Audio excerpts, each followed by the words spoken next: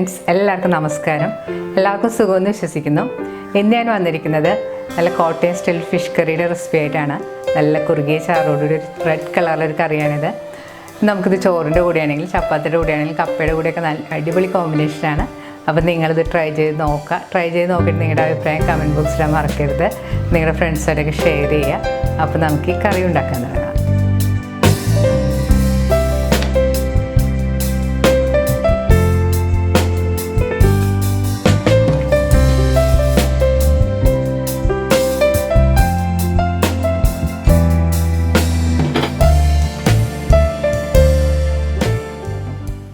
കറി ഉണ്ടാക്കാനുള്ള മീൻ ക്ലീൻ ചെയ്ത് കഷ്ണങ്ങളാക്കി വെച്ചിട്ടുണ്ട്.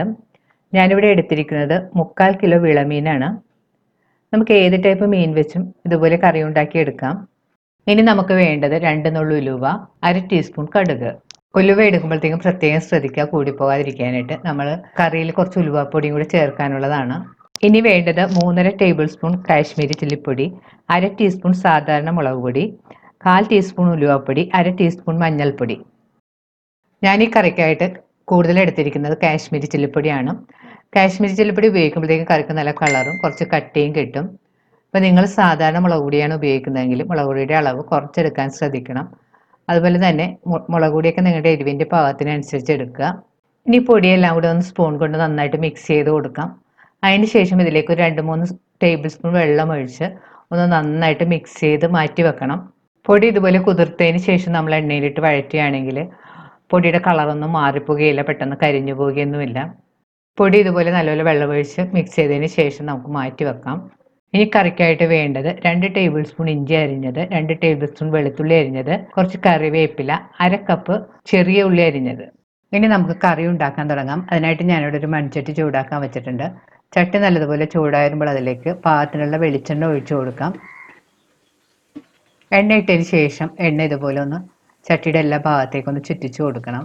ഇപ്പോൾ എണ്ണ നന്നായിട്ട് ചൂടായി വന്നിട്ടുണ്ട്. ഇതിലേക്ക് നമുക്കിനി കടുക് ഇട്ട് പൊട്ടിക്കാം. കടുക് നല്ലതുപോലെ പൊട്ടി വരുമ്പോൾ അതിലേക്ക് 2 നുള്ളു ഉലുവയും കൂടി ചേർത്ത് പൊട്ടിക്കണം. കടുകും ഉലുവയും നന്നായിട്ട് പൊട്ടി വരുമ്പോൾ ഇതിലേക്ക് അരിഞ്ഞു വെച്ചിരിക്കുന്ന ഉള്ളി ചേർത്ത് കൊടുക്കാം.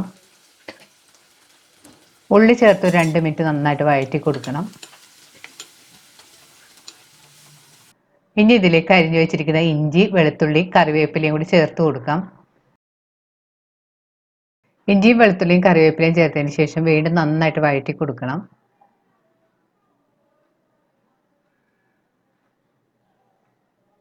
ഉള്ളിയെല്ലാം മൂത്തൊന്ന് സോഫ്റ്റായി ചെറിയ ബ്രൗൺ കളർ ആവുന്നവരെ വഴറ്റണം. ഇപ്പോൾ ഉള്ളിയെല്ലാം സോഫ്റ്റായിട്ട് ചെറുതായിട്ട് കളറെല്ലാം മാറി തുടങ്ങിയിട്ടുണ്ട്. ഈ സമയത്ത് നമുക്ക് ഇതിലേക്ക് കുതിർത്ത് വെച്ചിരിക്കുന്ന പൊടികൾ ചേർത്ത് കൊടുക്കാം.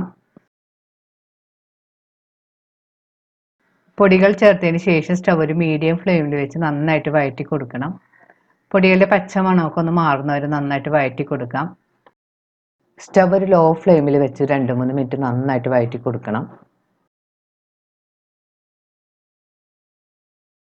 ഇപ്പോൾ മസാലയുടെ പച്ചമണമൊക്കെ മാറി വന്നിട്ടുണ്ട്. ഇനി ഇതിലേക്ക് നമുക്ക് കുതിർത്ത് വെച്ചിരിക്കുന്ന പുളി ആ വെള്ളത്തോടുകൂടി തന്നെ ചേർത്ത് കൊടുക്കാം. അതിനുശേഷം വീണ്ടും നന്നായിട്ട് വഴറ്റി കൊടുക്കണം.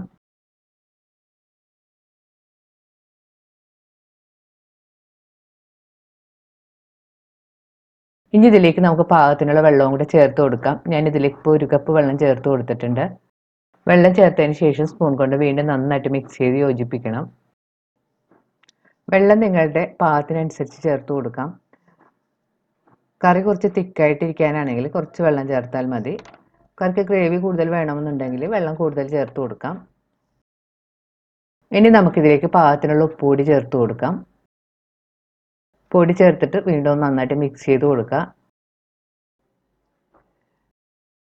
എനിക്ക് കറിക്ക് കുറച്ച് ഗ്രേവി ആവശ്യമുള്ളതുകൊണ്ട് ഞാൻ ഇതിലേക്ക് 2 കപ്പ് വെള്ളം ചേർത്തിട്ടുണ്ട്. ഈ കറി ഒന്ന് നന്നായിട്ട് തിളക്കാൻ അനുവദിക്കണം. ഇപ്പോൾ കറി നന്നായിട്ട് തിളച്ച് വന്നിട്ടുണ്ട്. ഇനി ഇതിലേക്ക് നമുക്ക് മീൻ കഷ്ണങ്ങൾ ഇട്ട് കൊടുക്കാം.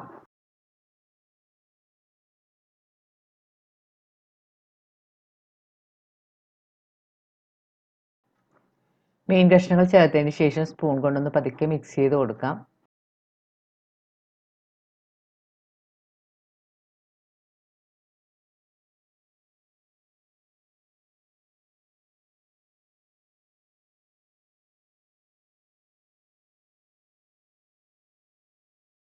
മീൻ ചേർത്ത് കഴിഞ്ഞ് ഇപ്പോൾ കറി നന്നായിട്ട് തിളച്ച് തുടങ്ങിയിട്ടുണ്ട്. ഈ സമയത്ത് നമുക്കിനി ചട്ടി മൂടി വെച്ച് ഇത് കുക്ക് ചെയ്യണം.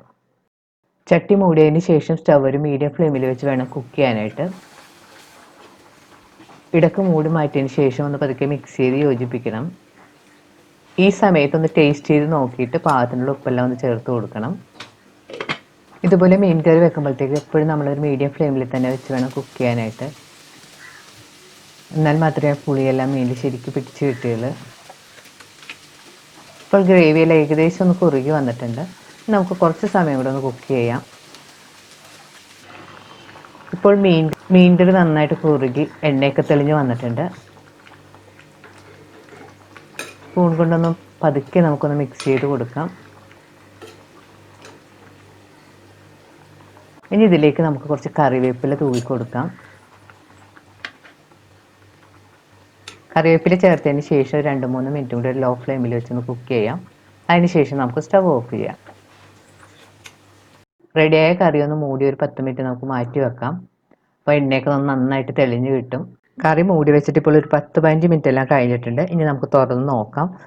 കറി നല്ലതുപോലെ എണ്ണയെല്ലാം തെളിഞ്ഞ് നല്ല കളറൊക്കെ ഉണ്ട്. കറി കാണുമ്പോൾ തന്നെ നമ്മുടെ നാവിൽ വെള്ളം വരും. നല്ല ടേസ്റ്റി ആയിട്ടുള്ളൊരു കറിയാണിത്. ഒരു ദിവസം ഇരുന്ന് കഴിയുമ്പോഴത്തേക്ക് കറിയുടെ ടേസ്റ്റ് ഒന്നും കൂടെ കൂടും.